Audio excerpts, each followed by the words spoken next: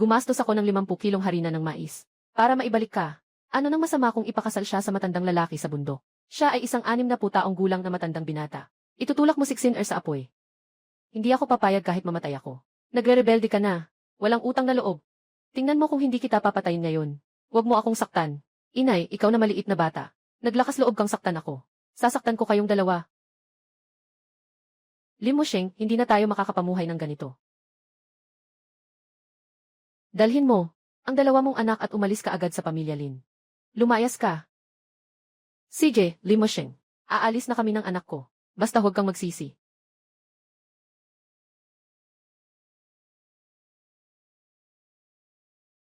Lin Feng. Pinapabalik ka ni nanay. Ate, ang lakas ng snow. Bakit ka lumabas? Nag-aalala si nanay sa iyo sa kubo. Kaya pinapunta niya ako rito para hanapin ka. CJ, ate. Sige, kumuha ka pa ng mas mahabang kawayan. Babalik ako mamaya.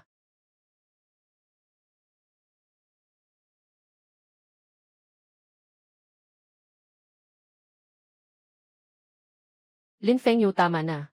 Bumangon ka na. Taglamig ngayon. Kung nilamig ka, mag-aalala si nanay. Malakas naman ako. Nasaan ang nanay ni Lin Feng? Nay, maghahanda kami ng masarap na pagkain ngayong gabi. Naku, ang lamig ng panahon. Huwag ka nang lumabas. Sobrang nag-aalala si nanay. Nay, hindi naman ako pupunta sa masukal na kagubatan. Nagsusubok lang ako ng kapalaran. Dito sa paligid. Ano nang ikinababahalan yan? Hay! Ina na nga. Wala pa akong silbi. Dahil sa akin, kayo ni ate, sa gitna ng taglamig. Napadpad pa rito sa liblib na kagubatan. Ma, malaki na ako. Ako na ang mag-aalaga sa inyo ni ate. Feng ngayong gabi, kakain tayo ng sabaw ng ulo ng isda. Sige, ma.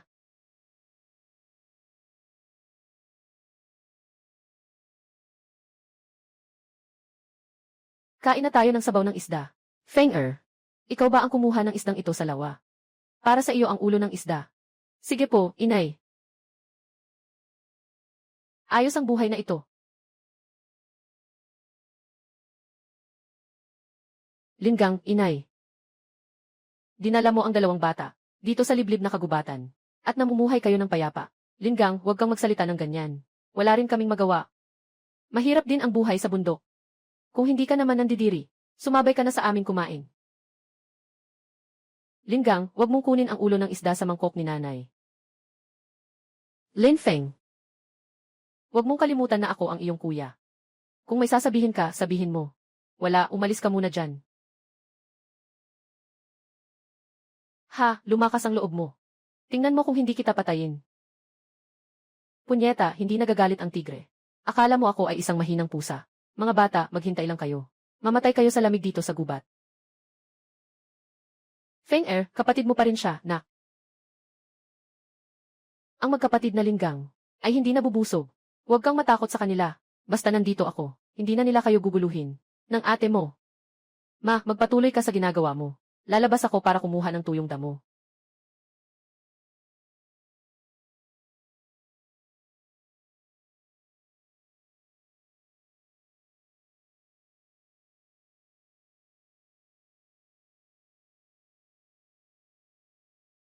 Araw-araw kang nasa lamig at naglalakad-lakad.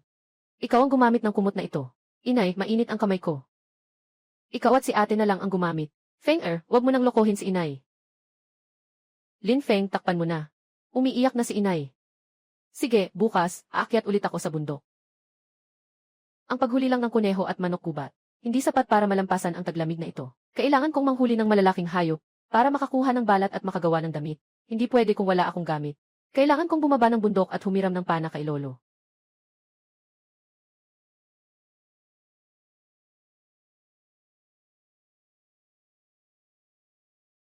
Lin Feng, hoy. Pamangkin, narinig ko sa tiyuhin mo. Napinalayas kayong mag-ina ng pamilya Lin. Tiyo, wala ba kayong arbalest sa bahay? Sa bayan ng Lin Feng, mahigpit ang pagkontrol sa ganitong uri ng armas. Mga tagapagbantay lang ng bundok ang pwedeng magkaroon. Isa pa, kung kinain ka ng tigre. Paano na si Naxifang at Lin Xin? Tito, kung ipapahira mo lang sa akin ang arbalest, kung makahuli ako ng soro, o roe-deer, tiyak na hahatiin ko sa iyo ang kalahati. Si Hong, ipahira mo na kay Lin Feng ang arbalest. Kung makahuli talaga siya ng soro, o roe-deer, makakabahagi rin tayo. CJ, Ang pana na ito ay personal na inayos ng lolo mo. At ibinalik. Ngayon, 8 bala na lang ang natitira. Ang puntirya ng pana ni Tio ay medyo tabingi. Ito ang inayos ng lolo mo. Hindi kaya, mas magaling pa sa lolo mo. Hehe, nagbibiro lang ako. Aray. Subukan mong ikarga ang bala. Ikaw talaga, bagay ka sa paggamit ng crossbow. Mas magaling ka pa sa lolo mo. Hihi, kung wala nang gagawin si Tio. Aalis na po ako. Sige, lumabas ka na. Malamig sa labas. Mag-ingat ka. Sabi ni nanay, may mga lobo sa kawayanan. Sa pana na ito. Kailangan kong makahuli ng ilan ngayon. Ako ay isang lalaki. Kailangan kong suportahan ang pamilyang ito. Halika.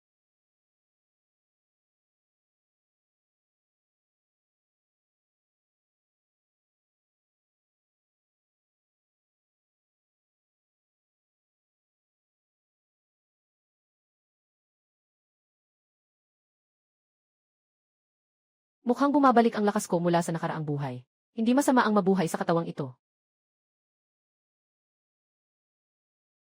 Lin Feng. Ito ba ang nahuli mo gamit ang iyong repeater crossbow? Ma, ito. Lahat ng ito ay nahuli ko gamit ang repeater crossbow. Habang pabalik ako mula sa paanan ng bundok. Lin Feng, hindi ka naman dati gumagamit ng crossbow. Pero ang mga asong gubat na ito, bawat tira mo, sapul sa ulo. Mukhang minamaliit ka ni ate. Ate, samba lang po ito. Gusto lang siguro talagang mamatay ng mga asong gubat na ito. Lin Feng, lalo kang nagiging madaldal. Pati si ate, niloloko mo na. Tingnan nyo, bubugbugin ko kayong dalawa. Huwag kang magalit. Halika, tulungan mo si nanay na isabit ang soro. Nanay, ang balat ng puting soro na ito. Mamaya, kapag nagluluto tayo ng sabaw at nilagang karne, ipapatuyo mo sa ate ang balat. Nanay, Oktubre pa lang. Ang dami ng snow. Hindi ko pa alam kung paano. Ang hitsura ng Greater Kingan Mountain sa Northeast. Sa taglamig. Gusto kong gamitin ang puting balat ng soro na ito. Para gawa ng fur coat si ate. Ngayon mo lang sinabi. Naalala ni nanay, na marunong siyang magtahi ng damit at pantalon. Sa taglamig na ito, hindi na tayo matatakot sa lamig. Ma, wag mo lang isipin kami ng ate. Dapat manahi ka rin para sa sarili mo. Mayroon akong 8 balat ng lobo dito. Kaya nating tig-isa. At may sobra pa. Nanay ni Lin Feng. May sasabihin ako na ayaw mong marinig. Inay, sabi ninyo, basta kaya ng anak ninyo.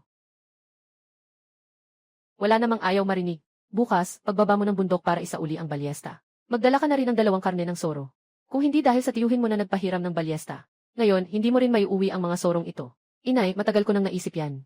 Bukas, dalhin mo ang 2 karne. At 2 balat ng lobo sa tiyo mo sa ibaba ng bundok. At kumuha ka na rin ng asin. Sige, ang asin na yan. Baka matulungan ka ng tiyo mo. Lin Feng, tutulungan kita. Ate, malakas ang amoy ng dugo ng lobo. Huwag ka na lang. Ako na lang dito sa bahay. Hindi naman si Ate Lin Feng ang pinalaki sa layaw. Hindi ba't pagbabalat lang ng balat ng soro? At paglilinis ng bituka? Ang gagawin? Kung magtutulungan kaming magkakapatid, hindi ba't mas mabilis? Dati, noong sumasama ako kay Lolo sa bundok, sinabi niya sa akin, na ang langis ng soro na ipinahid sa kamay, ay nakakagamot ng tuyo at basag na balat. Mamaya, pagkatapos nating matapos, kumuha ka ng kaunting langis ng soro, at ipahid sa iyong mga kamay. Ang langis na ito ay malagkit sa kamay, at may amoy isda pa. Ayoko. Sin. Bilisan mo, pumasok ka sa kubo at uminom ng sabaw ng lobo.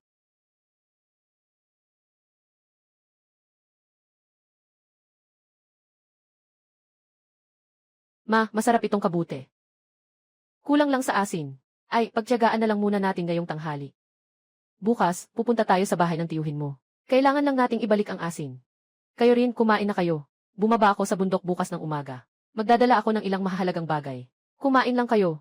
Kailangan kong pumunta sa kalapit na kawayanan. Para putulin ang ilang kawayan. Lin Feng, sasama rin ako. Ate, dito ka lang sa bahay.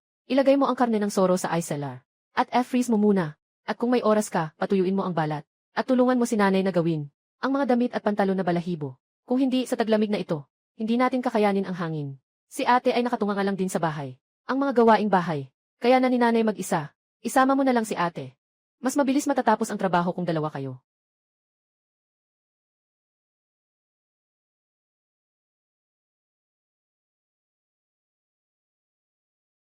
Hawakan mo itong itak na may kahoy na hawakan. Kunin mo. Ibigay mo sa akin yung may bakal. Hindi. Ate, halos isang buwan nang umuulan ng nyebe. Araw-araw ganito ang ulan. Kailan kaya ito matatapos? Noong mga nakaraang taon, umaabot ng 4 na buwan o higit pa ang nyebe dito. Oktubre, Nobyembre, Disyembre, Enero. Hanggang Pebrero ng susunod na taon. Titigil lang ang malalaking at maliliit na nyebe. Matutunaw lang ang yelo. Mamumukadkad lang ang mga bulaklak sa tagsibol. Ate, ang galing mong magsalita. At mas mataas ang pinag-aralan mo kaysa sa akin. Balang araw. Iniis mo pa bang bumalik sa pag-aaral? Kapatid, tayo ngayon. Hindi pa nga nalulutas ang problema sa pagkain at pagdumi. Paano pa ako magkakaroon ng oras para isipin ang mga malalayong bagay na iyon? Sa tingin ko, ang bagay na ito ay huwag na nating isipin pa. Ate, ang mga problemang ito, unti-unting lulutasin ng iyong kapatid. Huwag ka nang mag-alala. Hindi ako nagmamadali. Nag-aalala lang ako sa iyo at sa akin, na nasa malamig na bundok na ito. At hirap na hirap sa taglamig na ito. Ate, pamilya tayo. Basta magkaisa tayo. Walang hindi natin malalampasan. Lin Feng, bakit ang bilis mong maglakad? Ate, nakita ko ang ilang manok gubat sa kawayanan. Pupuntahan ko sila. Huwag na. Ang mga manok gubat na yan ay may pakpak. Akala mo ba madaling hulihin tulad ng lobo? Tulungan mo na lang ako.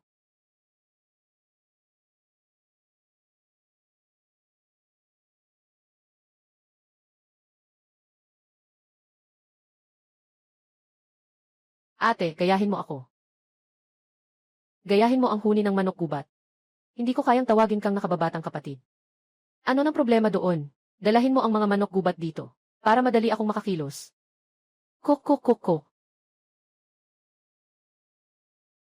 Ha ha ha ha ha.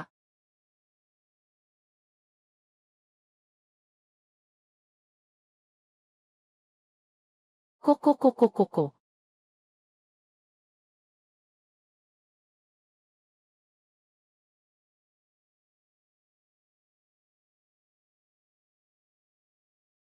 Ha ha ha ha ha.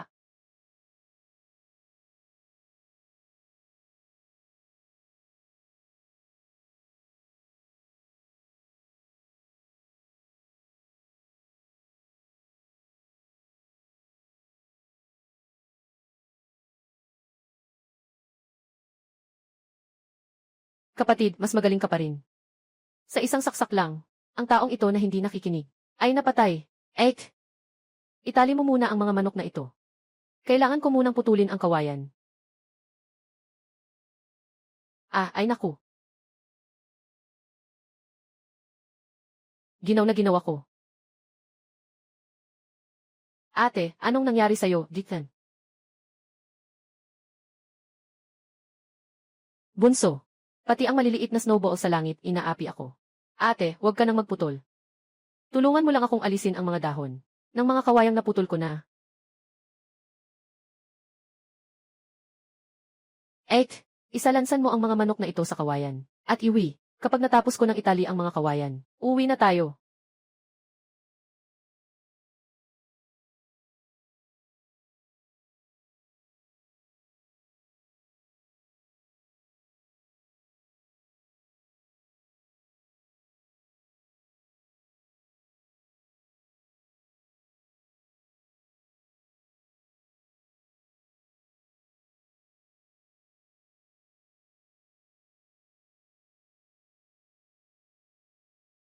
Feng tapos ka na ba?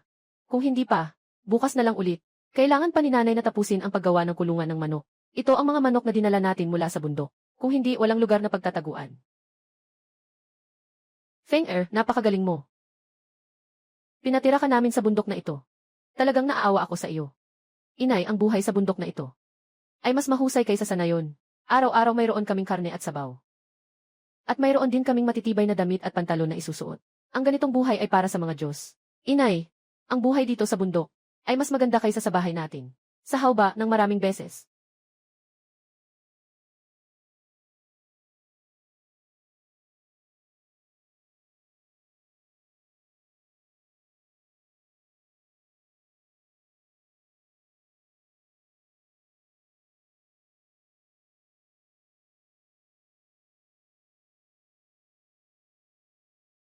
Feng sa gitna ng taglamig na ito.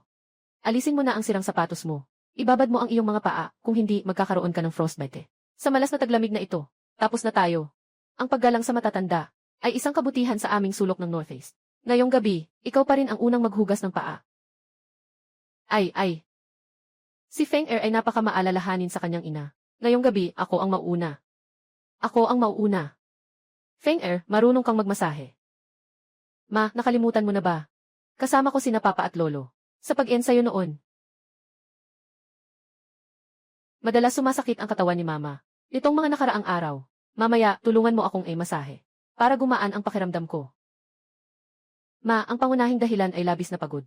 At kakulangan sa pagkain at damit. Gagawin ko ang buong katawan mong masahe. Para gumaan ang iyong nararamdaman. Pero panandalian lang yan. Kung gusto mong mawala ang sakit, kailangan mo pang magpahinga.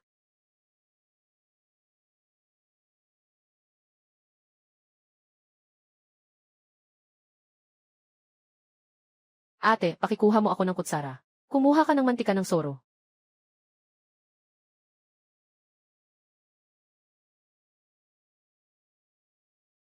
Aray. Ma, ito ay dahil sa matagal na hindi mo pagkain sa tamang oras. Kaya nangyari ito. May karne na tayo ngayon sa bahay. Hintay lang ng ilang araw. Nangitlog din ang mga labuyo. Huwag kang mag-atubiling kainin. Feng Er. Itago na lang natin ang mga ito. Kung sakaling wala tayong makain, makakatagal tayo ng 1 o 2 taon. Dito sa bundok, marami tayong mahuhuling hayop. Sa mga susunod na araw, lalabas ulit ako. Baka sakaling swertehin, makakakuha pa ako ng ilang kuneho o kung ano paman. Nga, inay, pagkatapos ng ilang araw, kapag humina na ang pag-ulan ng nyebe, papasok ulit kami sa bundok kasama ang bunso kong kapatid. Ate, masama ang pakiramdam ni inay. Manatili ka sa bahay. Tulungan mo lang siya, sa abot ng iyong makakaya. Ang mga leopard, tigre. At oso sa bundok, ako na ang bahala. Pangalawa, marami kang natutunan. Sa tatay at lolo mo. Kung alam ko lang na marami silang alam. Bilang ate, hindi na sana ako nag-aral ng sobra. Ate, may silbi pa rin ang pag-aaral mo. Kung hindi ka nag-aral, mahirap pa rin ang magtrabaho sa bukid. Tingnan mo ang mga tao sa bayan. Napakaganda ng buhay nila, Sing-Sin. May punto pa rin ang sinasabi ng kapatid mo. 18 na ako. Kung upo ako sa klase, para akong maliit na matanda. Pagtawanan lang ako ng mga tao. Kapag kumikita na kami, mag-aral ka. Mag-aalaga kami ni nanay ng mga manok, pato at kuneho dito sa bundok. Para makapag-aral ka sa junior high, senior high at kolehiyo. Haha, tama. Sina nanay at kuya ang magpapalaki sa kanila. Para makapag-aral ka. Hahaha, tayo na lang.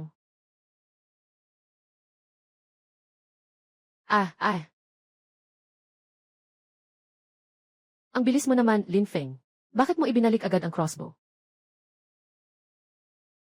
Lolo Sham, naubusan na ng bala ang crossbow. At hindi rin ito masyadong maganda gamitin. Lin Feng, pagkatapos mong umalis kahapon, pumunta ako sa bayan para humingi ng mas magandang crossbow para sa iyo. Pero wala na rin sa bayan ngayon. Pero, binigyan ako ng bayan ng isang tubo ng crossbow at maraming pulbura at bala. Kung kaya mong gumawa ng sarili mong crossbow, hindi ba mas maganda? Tito, hindi pa ako nakagawa ng crossbow. Ibalik ko kaya sa bundok at subukan. Baka magawa ko ang crossbow.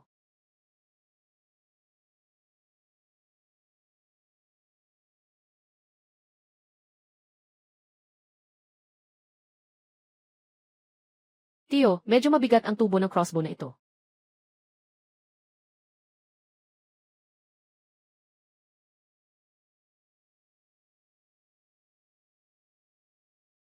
Lin Feng, makapal ang panloob na dingding ng tubo ng iyong crossbow. Kung masyadong manipis, malakas ang puwersa ng pagsabog ng pulbura. Hindi magtatagal at sasabog ang tubo ng crossbow. Para matulungan kang makuha ang praktikal na tubo ng crossbow na ito. Matagal akong pumili dito. Bakit naman napaka-generous ni Tiaong? Ang mga butil ng bakal na ito ay hindi naman kamahalan ang paggawa. Ang 10,000 piraso ay 5 o 6 na sentimo lang. Mas mura kaysa sa bala.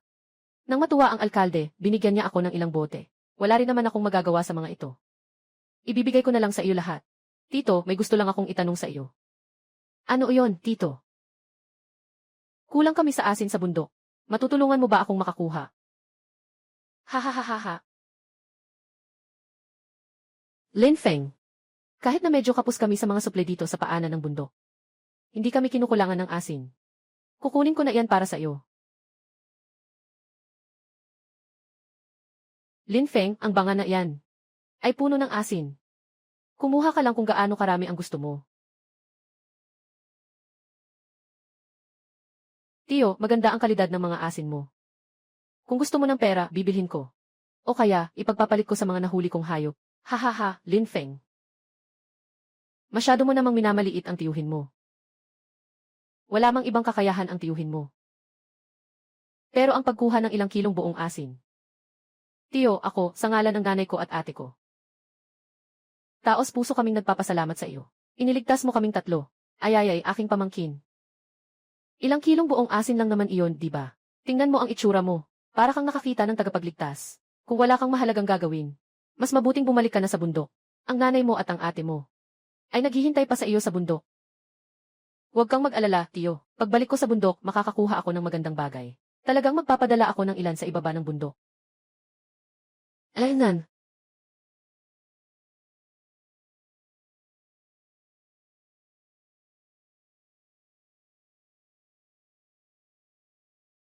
Tito, mayroon kang 100. Huwag kang mag-alala sa pagkakataong ito. Kung makakakuha ako ng magandang bagay sa bundok, ako ang unang magpapadala nito. Sa inyo sa ibaba ng bundok, ang batang ito ay tulad ng kanyang tunay na ama. At marunong pang magbayad ng utang na loob.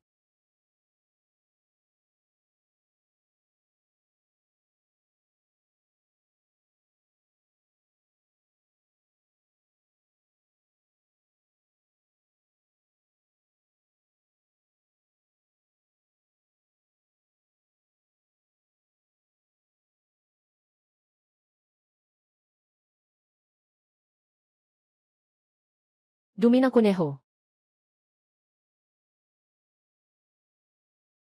Punyeta, niloloko ako nito.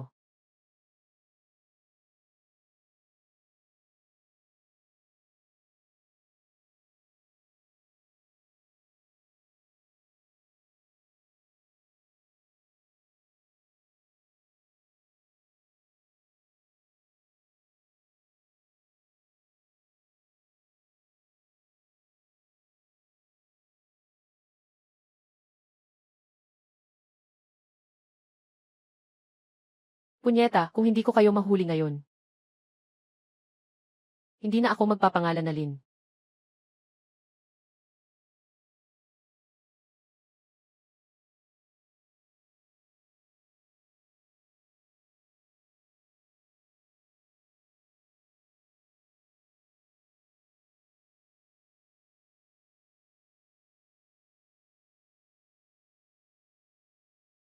Hehe, tingnan natin ngayon kung lalabas ka.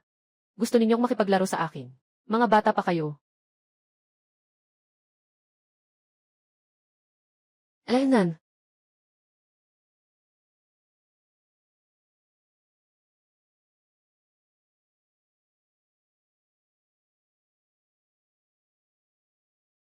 Hehe, ang cute ng kunehong ito. Dadalhin ko ito para sa ate ko. Puta, niloloko ba ako nito?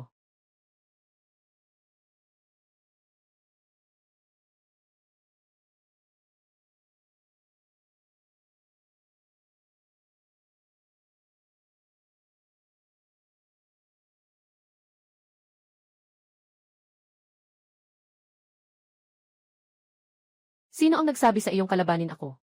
Kung tulad ka ng kulay abo, hindi ka gaanong magdurusa.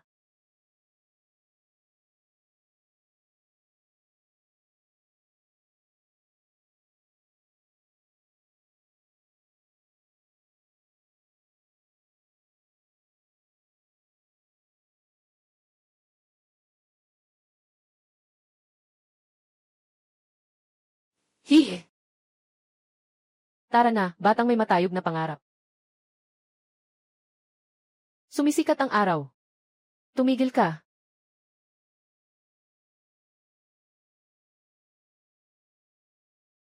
Narinig ko kay Linggang, Lin Feng, na kayong tatlo ng nanay mo ay masarap ang buhay dito sa bundok. Ngayon, inutusan ako ng tatay ko na umakyat dito para may uwi mo ang lahat ng nahuli mo. Sumama na rin kayo sa akin pauwi. Kung matalino ka, ibigay mo na ang mga nahuli mo para masaya si tatay pag-uwi. Kuya, huwag kang makinig sa kalokohan ni Linzen. Ah, kaya pala ayaw ninyong bumaba ng bundok. Totoo pala ang sinabi ni Linggang. Kayo rito sa libis ng bundok ay talagang namumuhay ng parang Diyos. Linzen, Sa tingin ko, sinasadya mong manggulo. Kung matalino ka, bago pa ako magalit, bumaba ka na sa bundok. Nye. Alinman, ibigay mo sa akin ang itim na kuneho na nasa sahig, o ibigay mo sa akin ang balahibong damit. Nagawa sa balahibo. Linzen. Kung hindi ka pa aalis, huwag kang magtataka kung magalit ako sa iyo. Kung hindi mo pagbibigyan ang hiling ni ate, hindi aalis si ate ngayon. Hindi ako naniniwala. Maglakas loob kang kainin ako ng buo ngayon. CJ. Maliit na bata, naglakas loob kang saktan ako. Hahatiin pa kita sa dalawa gamit ang kutsilyo.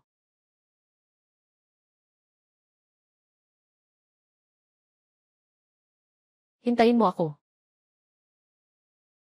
Aba, lumalaban ka pa.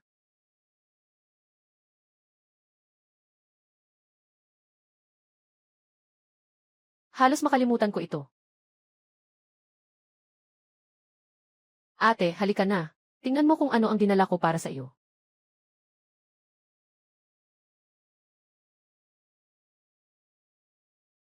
Paparating na ako.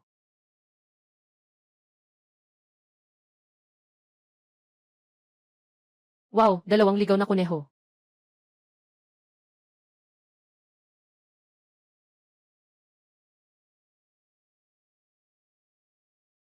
Ang lalaking kuneho. Buhay pa.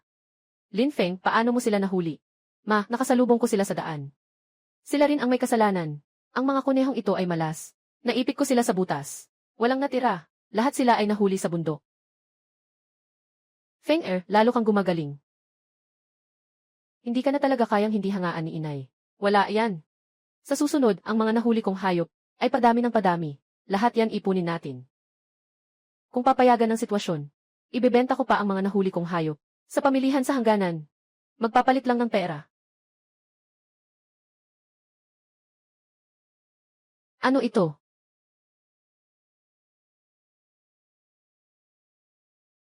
Ma, ito ang asin na bigay ni Tiyo.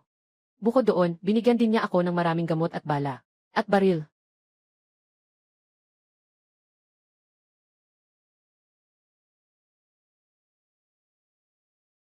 Ang bagong baril na in-apply ni Tiyo para sa iyo. Hindi pa ba dumarating? Ma, sinabi ni Tiyo. Nahihirapan din ang bayan nitong mga nakaraang taon. Malugod nilang tinatanggap ang pangangaso. Pero ang problema sa baril. Ang problema sa bala. Kailangan mo pa ring humanap ng paraan. Kung wala kang baril at bala, at mangangaso ka sa bundok, para ka lang tupa na pumasok sa lungga ng tigre. Inay, ang baril na ito. Kapag hinampas ko lang ng bahagya, maaari na itong maging isang gumaganang baril na dipulbura. At ang baril na dipulbura ay nagpaputok ng mga bala na maaaring tumama sa iba't ibang bahagi ng biktima para mas mabilis silang mamatay. Feng pwede bang kunin mo sa ilalim ng kama? Sa kubo ang bakal na bangko at martilyo. Kasi kami ng ate mo, itinapon na namin lahat ng hindi kailangan. Sa ilalim ng kama, dahil madalas kang mangaso sa bundok. Inilagay namin doon ang ilang mahahalagang bagay. Lahat ay naiwan sa ilalim ng kama.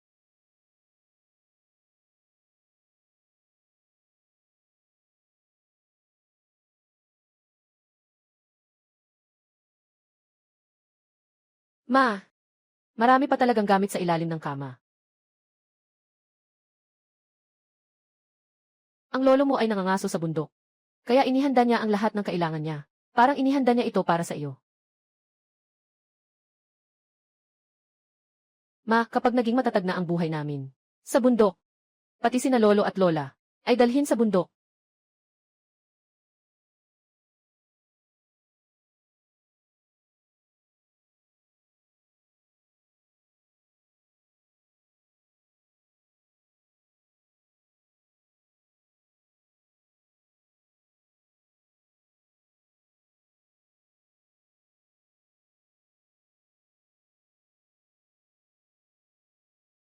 Ang bango. Kung gusto ninyong kumain, papatahin ko ulit at ihawin. Huwag mong pagplanuhan. Ang 2 kuneho. Gusto ko sila. Tiyak na hindi mo kayang kainin ang mga iyan. Alam kong hindi ka papayag. Nagsisisi talaga ako na sa kalagitnaan ng daan. Hindi ko na lang sila pinatay. Kapatid, may puso ka pa rin. Ang cute-cute ng mga kuneho na iyan. Paano mo sila magagawang patayin? Hahaha, iyon ay. Eh, kung gusto mo ang kuneho, alagaan mo ng mabuti. Kailangan kong tingnan kung namumula na ang baril.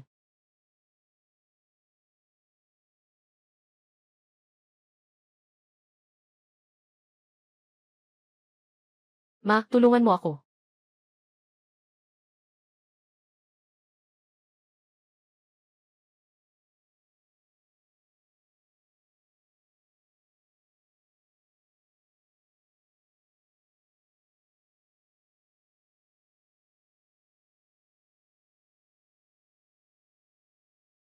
Ah, sige, magpatuloy ka sa ginagawa mo. Wala na akong ibang gagawin dito sa ngayon. CJ,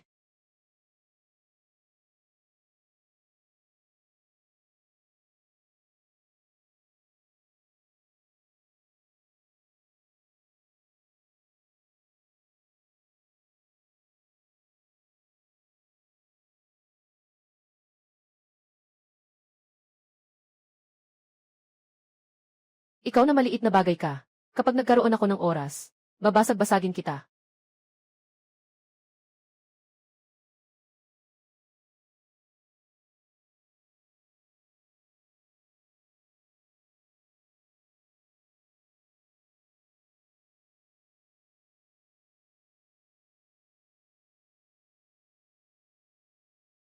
Aray,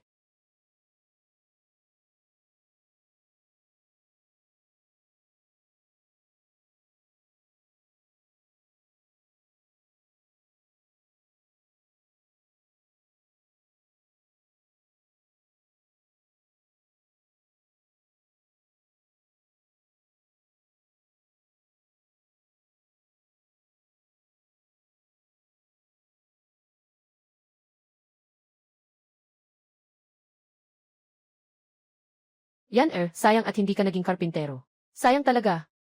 Ang galing mo sa lahat ng ginagawa mo. Ate, hindi ako mahihirapan sa maliliit na bagay na ito. Kung hindi pa tapos ang kahoy mong frame, ayusin ko muna ang baril bago ko kayo tulungan.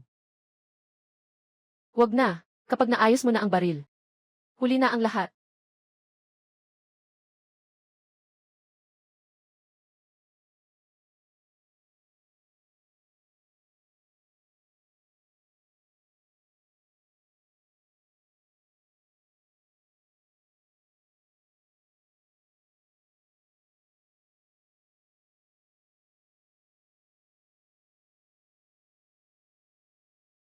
Feng ang pulbura ay napakalapit sa apoy.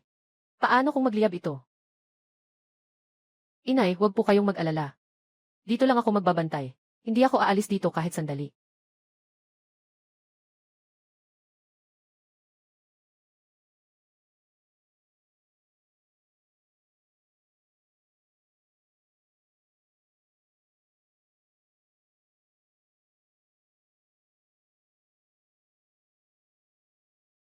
Hangin, kapag ginagamit mo ang baril na dipulbura. Dalhin mo rin ang mga palaso na ito. Baka sa kritikal na sandali. Mas maging kapaki-pakinabang ang mga palaso na ito kaysa sa baril na dipulbura.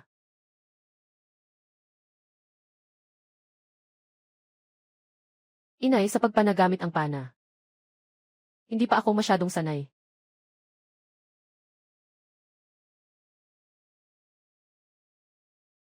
Anak, kung hindi mo alam kung paano mamana, maaari kitang turuan. Ang kaliwang paa ay nakabuka. Ang kaliwang kamay ay humawak sa pana. Ang kanang kamay ay humila sa kwerdas.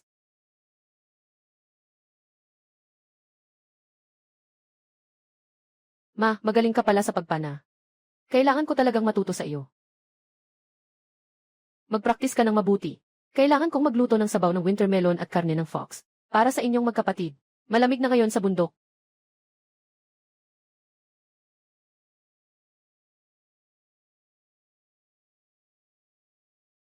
Hoy, kapatid. Bakit nakasaksak sa lupa yan? Ate, huwag kang magsalita ng masama. Sino ba ang perpekto sa simula pa lang? Iba ang pagpana sa pagbaril. Mag-ensayo ka lang sa pag-edit. Ipaubaya mo na lang sa ate mo.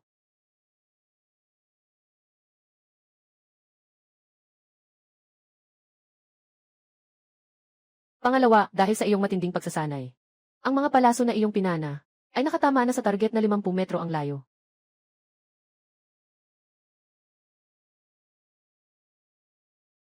Huwag muna kayong magsanay, magkapatid. Sa lamig ng panahon, pumasok muna kayo at uminom ng sabaw ng kundol.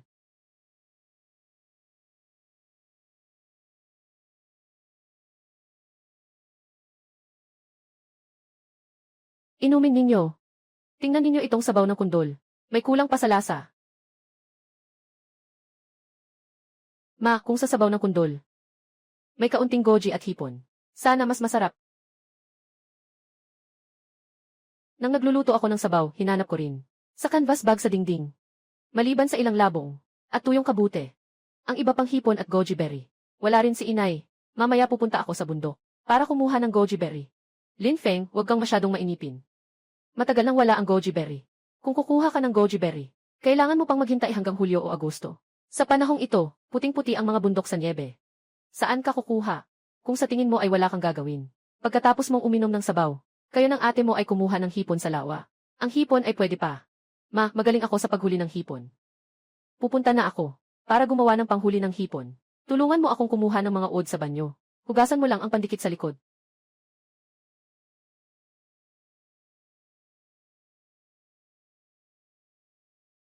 Anak, ano nga ulit ang tawag dito? Ate, samahan mo muna si nanay para kunin ang mga uod sa kubeta. Sasabihin ko sa inyo sa tamang panahon. Ano ito? CJ, ano ba talaga ang mga bagay na ito? Ma, ito ay gawa-gawa ko lang. Inimbento ko. Binigyan ko pa sila ng isang napakagandang pangalan. Lin Feng, tapusin mo ang sinasabi mo. Huwag kang laging magpabitin. Ang mga bagay na nakalagay sa lupa ay tinatawag na bakol. Sa bakol na ito, kapag inilagay mo ang pampalasa, ang mga isda, hipon at iba pa, ay patuloy na papasok dito. Makakapasok lang sila, hindi makakalabas. Pagkatapos, hihilahin mo ang bakol mula sa tubig. Kalagan mo lang ang lubid at makakakuha ka na ng isda at hipon. Nilalagnat ka ba at kung ano-ano ang sinasabi mo? Tara na.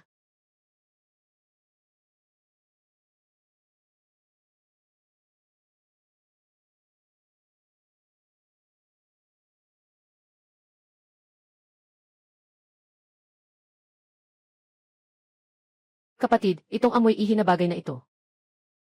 Sigurado ka bang kakagatin ng isda at hipon? Ate, sandali lang. Sumama lang kayo ni nanay sa akin.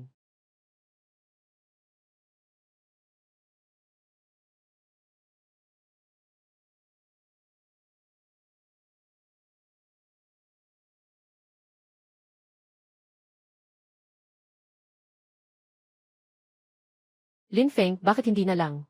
Kukuha tayo ng kawayan o patpat. Para itaboy sila. Ma, kung naiinip ka.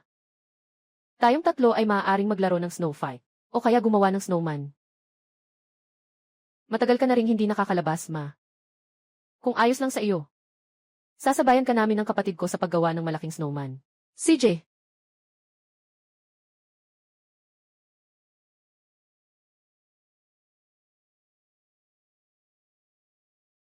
ma, ikaw ang bahala sa mga binti ng snowman. Ako ang bahala sa katawan. Si ate ang bahala sa ulo at mga kamay.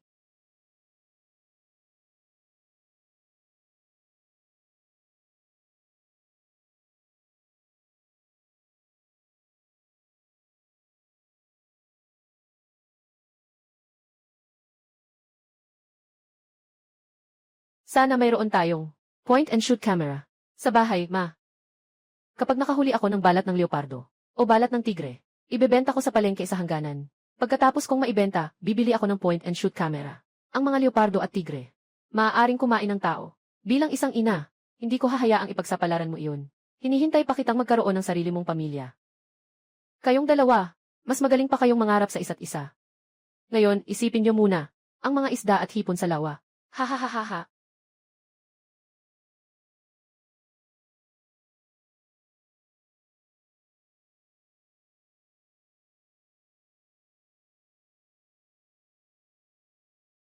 Ang daming isda at hipon sa hawla.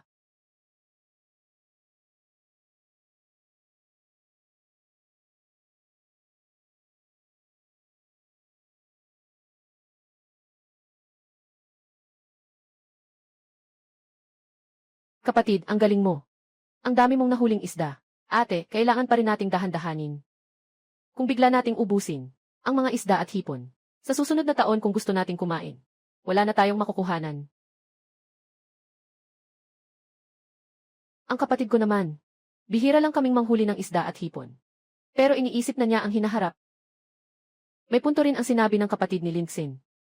Kung bigla mong ubusin ang mga isda sa lawa, ang lawa ay magiging isang patay na tubig.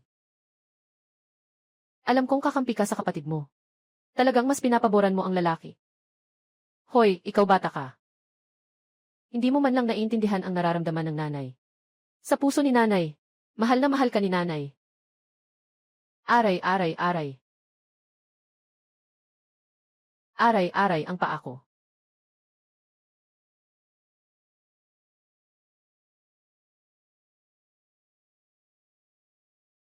Nanay, huwag kang mag-alala. Tatawagin ko na si kuya para buhatin ka. Aray. Wala talagang silbi ang isang ina. Unang beses pa lang lumabas. Nadapa na agad ng malaki. Ma, anong nangyari sa iyo? Pakitingnan niya, anak, kung naipilay ang paa ko.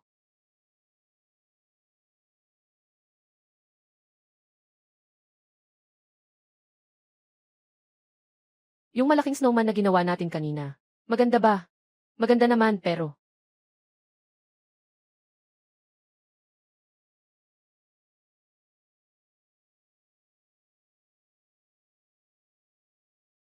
Feng pakisuot mo nga ang sapatos ko. Gusto kong bumaba at maglakad.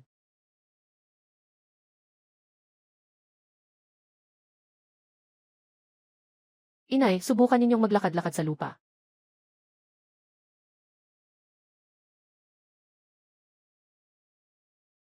Feng bitawan mo ako.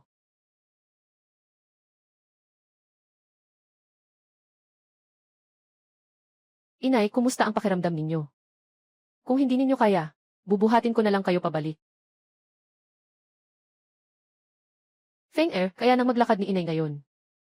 Pero ang mga isda at hipon na ito, kailangan ninyo itong buhatin ng ate mo. Pawi, ate. Mauna na kayo ni nanay. Bubuhayin ko na lang ang mga isda at hipon. Pauwi.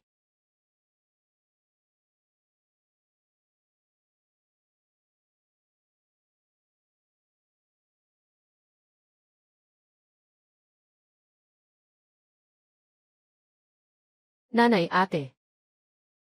Kanina sa daan, nakakita ako ng mga baboy ramo. Nakatingin sa akin. Feng, paano kung dumating ang mga baboy ramo? Anong mangyayari sa aming tatlo? Ang tungkol sa isda at hipon. Ipagkatiwala ko sa iyo at sa ate mo. Ang pagharap sa kawan ng baboy ramo. Ako, si Lin Feng, ang bahala.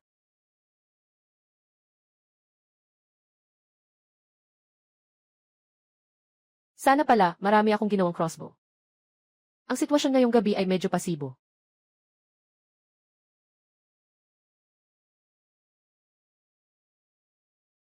Feng ito ang pulang sibat na ginamit ng lolo mo. Malaki ang maitutulong nito sa kritikal na sandali. Hawakan mo. Huwag kang mag-alala, ma. Naihanda ko na ang lahat. Tara na, kumain tayo ng hipon at upo na sabaw sa loob ng bahay.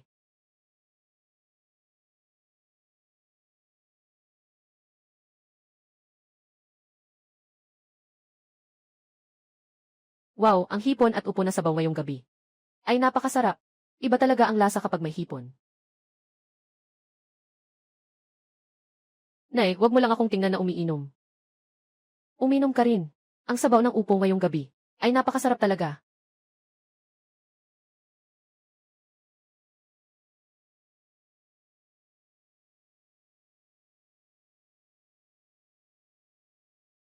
Ma, ang kapatid ko ay isang mahusay na mga ngaso. Ang mga ligaw na baboy na iyon ay madali lang sa kanya. Kahit anong oras, kaya niyang ubusin ang mga iyon. Ngayong gabi, maghanda ka na lang para sa balat ng baboy ramo. Kung may mangyari, ako at ang kapatid ko ang bahala.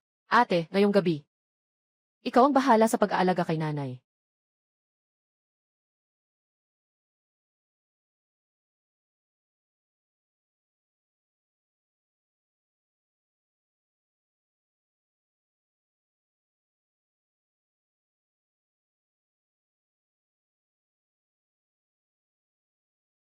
Ah, ah.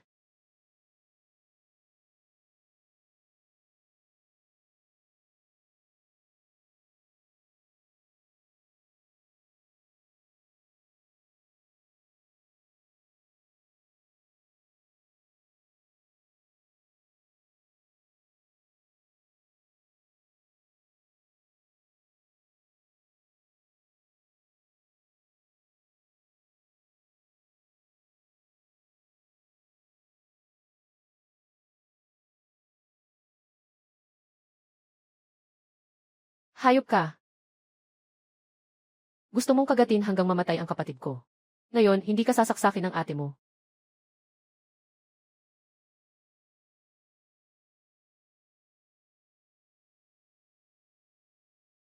Feng ikaw ba ang pumatay sa lahat ng baboy ramo na ito? Kagabi, kung hindi pinatay ni ate ng sibat, ang lobo, talagang kinagat na ako ng lobo. Feng bakit hindi? Tayo bumaba sa bundok at lumapit sa lolo mo. Kung sakaling bumaba tayo ng bundok, tiyak na ikamamatay iyon ng lolo. Lola pa kaya? Dito sa bundok, mayroon tayong pagkain at inumin. At marami pa tayong maipon. Baka sakaling sila rin ay mahirapan. Maaari pa nating ibigay ang mga naipon natin. Para sa kanila. Ay, si Nanay Feng ay mayroon ding ganoong ideya. Pero dito sa bundok, talagang namumuhay kami sa panganib. Ang mga mababangis na hayop dito sa bundok ay talagang napakabangis. Ngayon ay kawan ng baboy ramo. Bukas baka makatagpo kami ng leopardo o ng tigre. Mas malakas sila kaysa sa mga ligaw na baboy. Nay, wag na kayong mag-alala. Napatay ko nga ang ligaw na baboy gamit ang sibat ko. Ano pa ang hindi kayang gawin ng kapatid ko? Magkakaroon kami ng walang katapusang damit, pantalon at karne na hindi maubos. Ang sitwasyon sa bundok ay mas komplikado kaysa sa kubo. Pangalawa, pumayag ka na sana. Sasama lang ako sa iyo sa bundok para tumulong. Hindi ako makikipag-agawan sa iyo sa paghuli ng oso, leopardo o tiger. Pag-usapan na lang natin yan mamaya. Ngayon, tulungan mo muna akong ayusin ang mga balat ng lobo. Ipako sa dingding ng kubo. Kailangan mong panatilihing lihim ito para sa akin. Huwag mong banggitin sa harap ni nanay.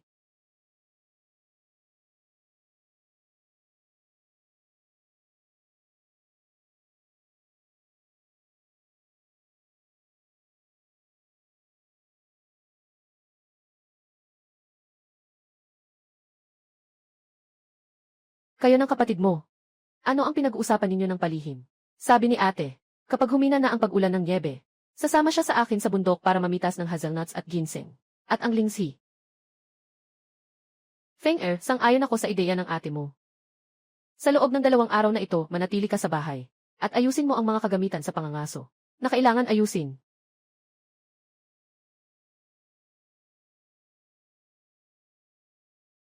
Ma, kahapon nakita ko sa ilalim ng kama. May panghuli ng daga. Tinapon mo na ba?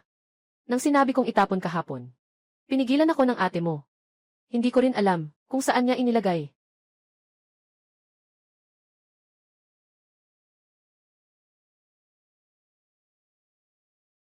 Ek, saan mo itinago ang panghuli ng daga? Ah, kapatid. Sa aming kubo. Nitong nakaraang 2 araw, may mga daga. Mag-isip ka ng solusyon na makakabuti sa lahat.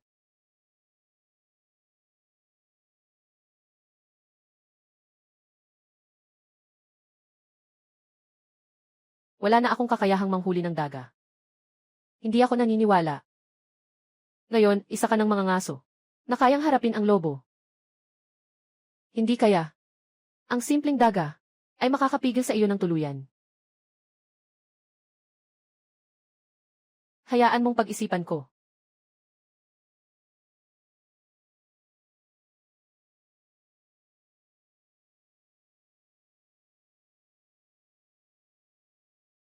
Ate, kung gagamitin ko lang ang file na ito para tanggalin ang kalawang sa lagari.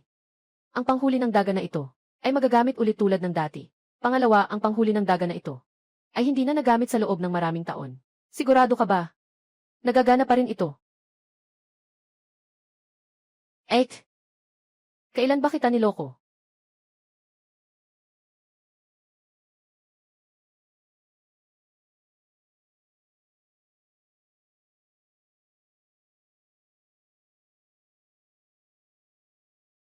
Pangalawa, tanggalin mo ang rubber band sa buhok ko.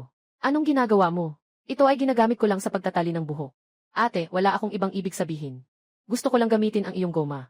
Para ayusin itong panghuli ng daga. Yun lang, hahaha. Akala ko kung ano na. Ang daming misteryo. Para lang pala sa walang kwentang bakasyon. Ngayon, bilang ate mo, magpapaka-exception ako. Ibibigay ko sa iyo ang 2 rubber band na ito.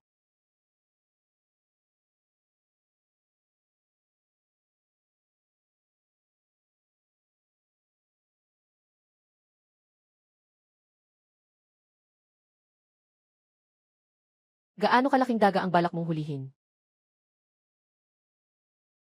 Malalaman mo rin sa tamang panahon. Huwag mong sabihin. Isang daga na may 2 kilong bigat, di ba?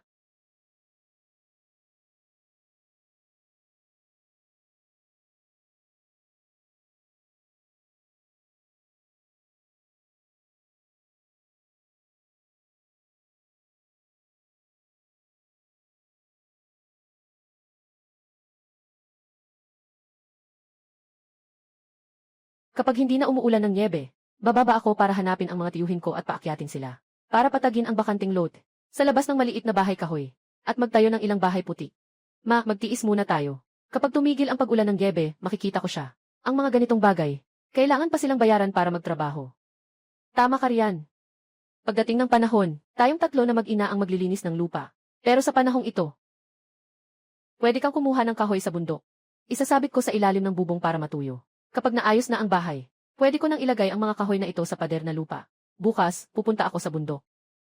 Inay, ate, tulungan ninyo akong durugin ang taba ng lobo. Gagamitin ko ang taba ng lobo para ipahid sa hawakan ng espada at sa mga pana.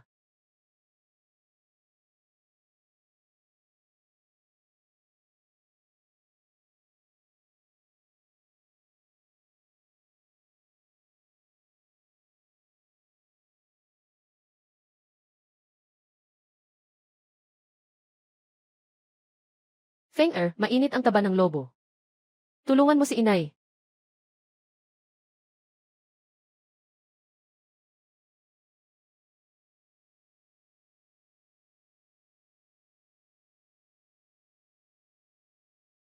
Inay, paano ninyo nalaman na gagamit ako ng sipit? Aking hangal na anak. Ang mga baras ng pana sa apoy ay nagbabaga na. Kung hindi mo gagamitin ang sipit para kunin at isawsaw sa langis, gagamitin mo ba ang iyong kamay?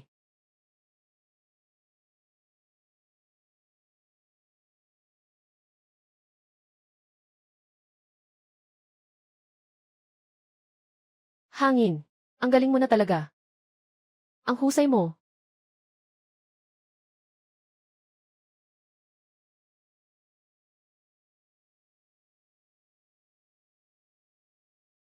Sinsin, bakit ka nagkakaganyan? Anong nangyari? Ma! Ate, tingnan mo sa sulok ng kusina.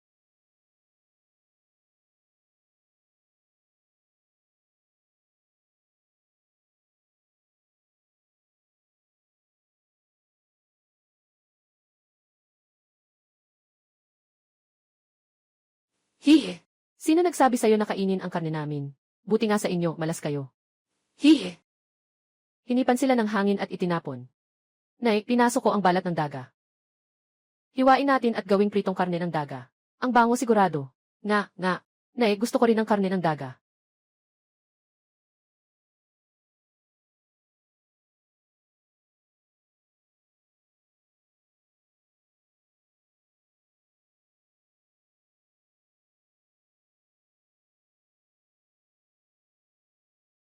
Ma, tikman mo rin. Ang sarap talaga nito. Hindi kakain si mama. Kayo na lang magkapatid ang kumain. Esan. Ma, ang sarap talaga ng meatloaf na to. Pwede mong subukang kumain.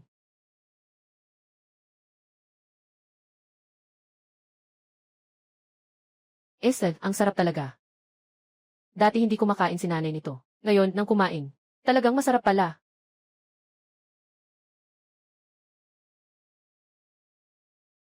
Hangin, isara mo na ang pintong kahoy.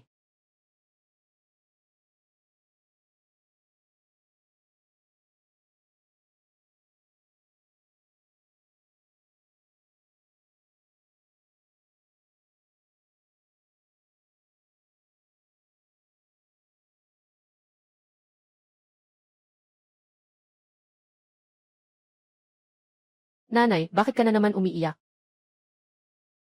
Ah, Sinsin. Wala, nanay. Ang lamig ng panahon. Matulog na tayo agad.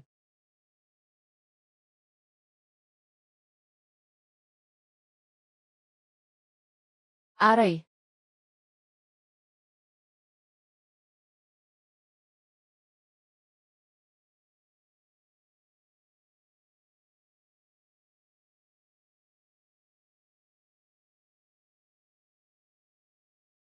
aray ko po.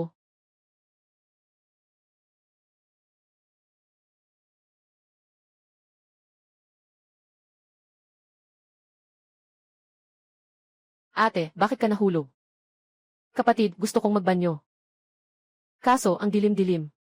Natapakan ko itong pesting batya.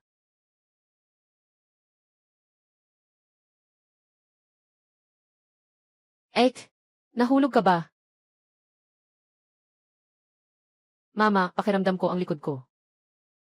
Ay nabutas. Ng sahig na kahoy. Pwede mo ba akong tingnan?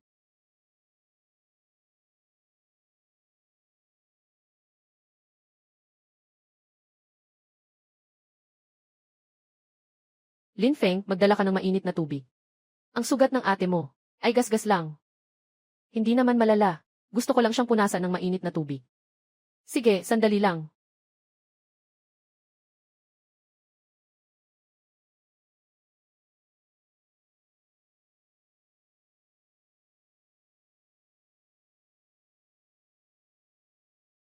Feng bilisan mong bigain ang tuwalya sa palanggana. Ibigay mo sa akin. Nilalamig ang ate mo sa kumot.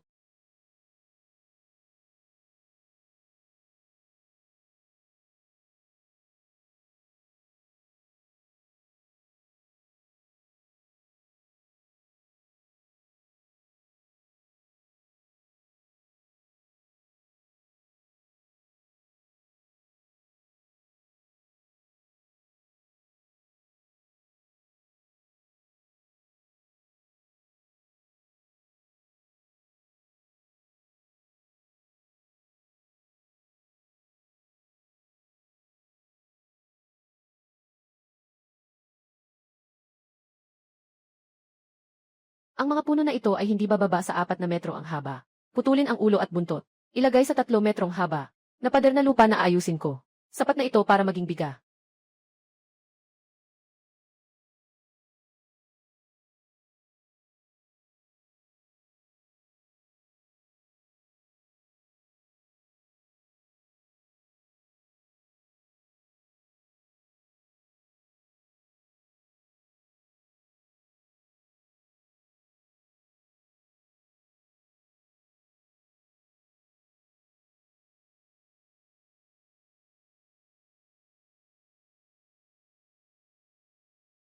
Huwag na lang.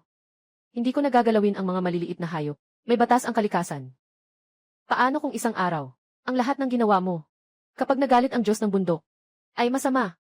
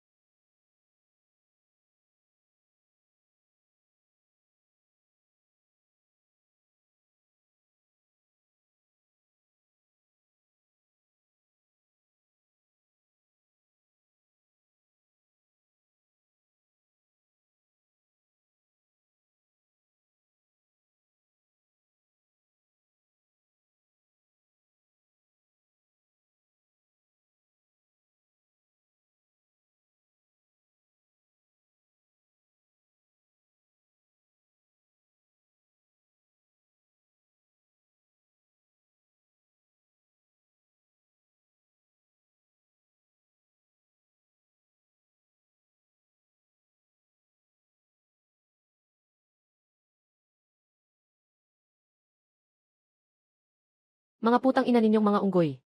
Balang araw, uhulihin ko kayo at gagawing sabaw. Sanay na ako sa paggamit ng baril at palakol. Ang babae ay parang dalaga na nakasakay sa sedan chair. Normal lang na magkamali sa unang pagkakataon.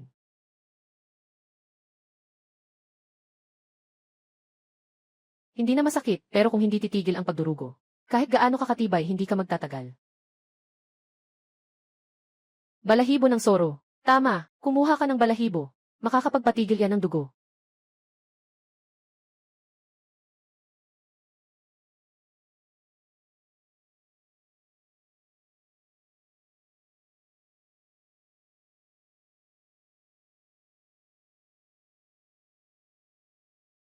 Naku, bakit nawala ang dalisdis? Tinabunan ng makapal na nyebe ang daan. Sa oras na ito, sana mayroon akong kompas.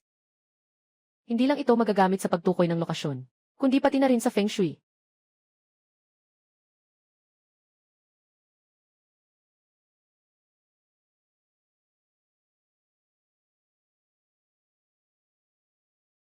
Ito ba ay isang bangungot na gumagambala sa akin?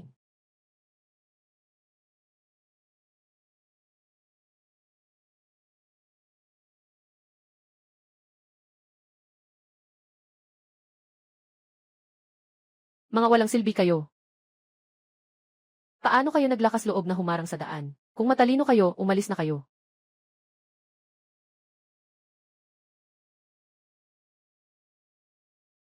Feng kami ng ate mo. Kanina pa naghahanap sa iyo dito. At hinanap ka rin namin sa bundok. Pero hindi ka namin makita. Nay, huwag po kayong mag-alala. Kanina lang ay pumunta ako sa kailaliman ng bundok. Para maghanap ng ginseng at lingsi. Inay, ang nyebe sa bundok. Nitong mga nakaraang araw, ay biglang dumami. Kung gusto nating madaling makakuha ng ginseng at lingsi, baka kailangan nating maghintay ng kaunti. Sinner, bilis. Tulungan natin si Feng para mabawasan ang pagbalik-balik niya. Ah.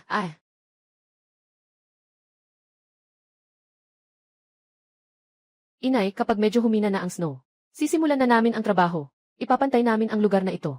Sa nyebe, kapag natunaw na ang yelo at nyebe, kukunin namin ang buhangin sa bundok. Pinatong gamit ang martilyo. Ang bahay na putik na ito ay hindi giniginaw sa taglamig. Hindi mainit sa tag-init. Siguradong maiinggit ang mga tao sa nayon. Hindi ganoon kadali ang paggawa ng bahay mula sa lupa. Hindi ganoon kadali ang paggawa ng bahay mula sa lupa. Hindi lang 2 pader ang kailangan para sa paggawa ng bahay. Kailangan din ng kahoy na martilyo para tuloy-tuloy na tamaan ang lupa sa hulmahan. Ito ang paraan para ang lupa na inilagay sa kahoy na hulmahan ay maayos. Inay, ano ang mahirap dyan? Kapag hindi na umuulan ng nyebe, pupunta ako sa bundok at puputol pa ng ilang matibay at makapal na puno ng pino para gumawa ng pader. Sa loob lang ng wala pang 2 araw. Kaya ko nang tapusin yan. Sa tingin ko, ang lahat ng natutunan ng tatay mo at lolo mo sa pagiging extra. Lahat ay natutunan mo na. Ma, huwag po kayong mag-alala. Aalagaan ko po kayo at ang ate ko nang maayos.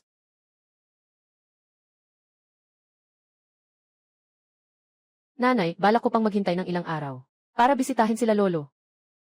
Ang makapal na nyebe, mula Oktubre pa umuulan hanggang ngayon. Hindi pa humihinto. Hindi ko rin alam kung ano na ba talaga ang sitwasyon sa baba ng bundok. Paano kung sumama na lang si nanay sa iyo pababa ng bundok? Nanay, sasama rin ako sa inyo pababa ng bundok. Sinsin, huwag kang mag-alala.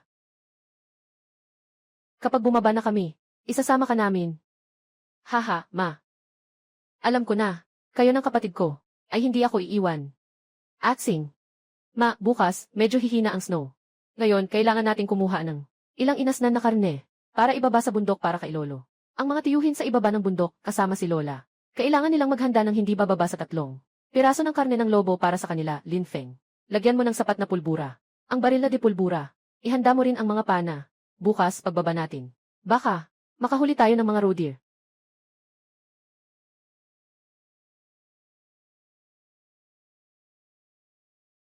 Talagang gumana ang paraan na iyan. Hindi nagkamali.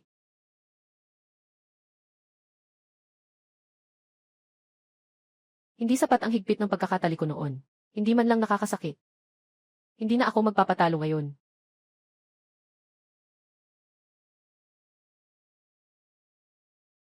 Inay, nasaan po yung litid ng lobo na hinugot ko kahapon? Kapag nangangaso, kung masyadong maingay ang kwerdas ng pana, ang mga kakaibang nilalang na iyan ay tatakbo at magtatago. Pinagsasama-sama ni nanay ang mga litid ng lobo para gawing lubid para sa iyo. Alam ni nanay na ito ang ginagamit mo. Para sa iyo.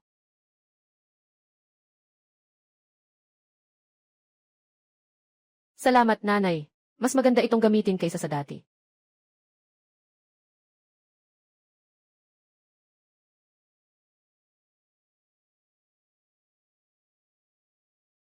Ang henerasyon ng henyo, si Genghis Khan, ay marunong lang mamana ng agila. Ate, ang galing ng memorya mo, sayang kung hindi ka mag-aaral.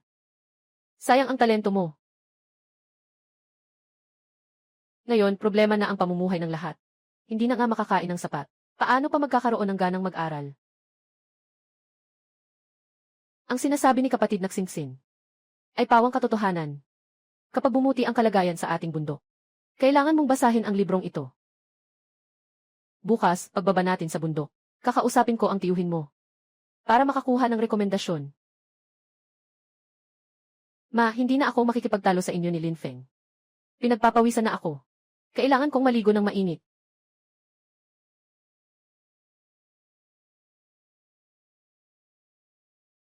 Ma, magluto tayo ng masarap na pagkain ngayong gabi. Ipakikita ko sa inyo ang aking galing. Sige, haha. Feng ano? Ang ipaghahanda mo sa amin na masarap.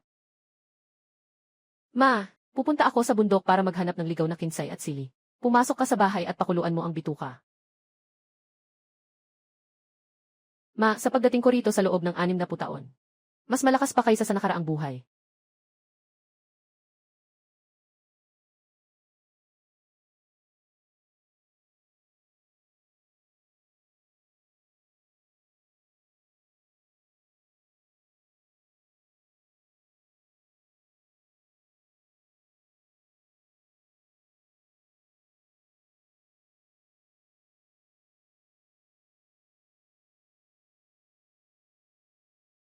Punyeta, hintayin mo bukas.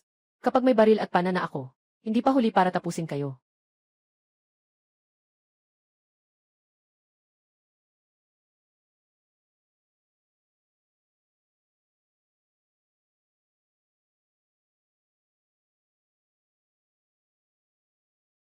Lin Feng, saan mo nakuha ito?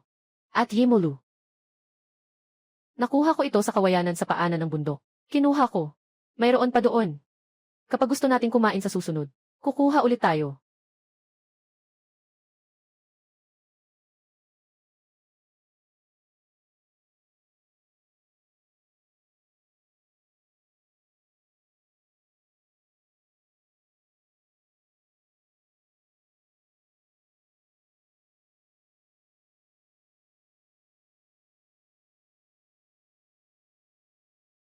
Ma, hulaan mo. Ano ang nakita ko sa kawayanan? Ano ang nakita mo sa kawayanan? Ma, sa kawayanan sa paanan ng bundok. Ang daming siopaw. At malalaki pa.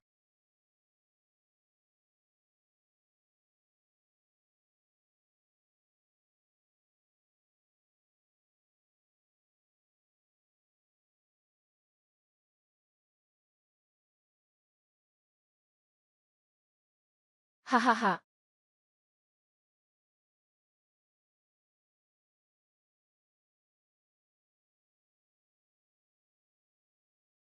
Feng sa pagpasok natin sa bundok ngayon. Tinutulungan din tayo ng langit. Pero, dapat may limitasyon tayo sa pangangaso. Kung sobra-sobra ang pangangaso, mapupukaw natin ang galit ng Diyos ng bundok. Hindi na tayo makakapamuhay sa bundok.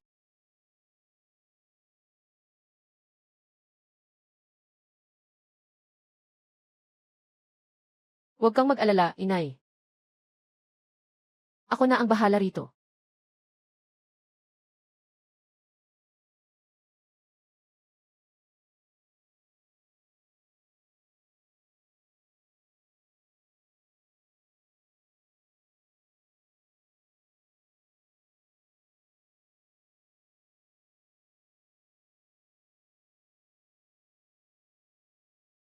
Ang niluto mong bituka. Naamoy ko na ang bango mula sa labas. Ang sarap. Kung mayroon lang sanang masarap na kanin ngayon, mas masarap sana ito kasama ng nilutong bituka. Sayang lang at ngayon ang pagkain ng kanin ay naging isang luho na.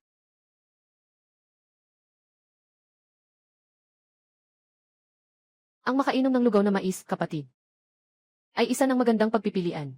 Gusto mo pa ng kanin?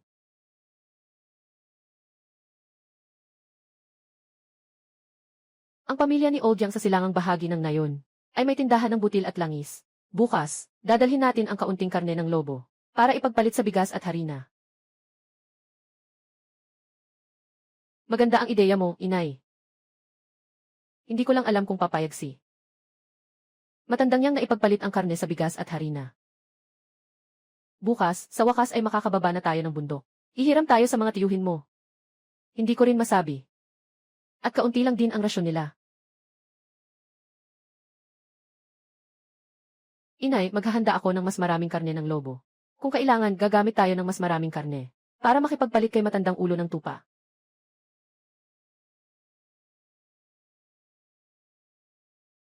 Sinsin, huwag kang magbasa sa ilalim ng ilaw ng langis. Masama yan sa mata. Inay, huwag kang mag-isip ng masama. Wala lang akong magawa. Nagbabasa lang ako.